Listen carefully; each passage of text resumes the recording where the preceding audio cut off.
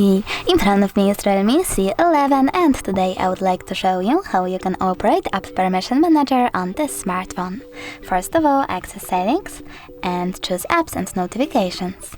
Then you need to click on Permission Manager and select one of your device's features, like Location. Click on it and pick one of your apps, for example, Maps. Now click on one of the options, allow all the time, allow only while using the app, ask every time, or deny. I will go with allow all the time, so now when I go back, I can see that Maps gained access to this device location. But you can also just click on one of your apps, select See All Chrome's permissions over here, and manage them for this app from here. Thanks so much for watching. If you enjoyed this video, don't forget to leave a like, comment and definitely subscribe. Bye!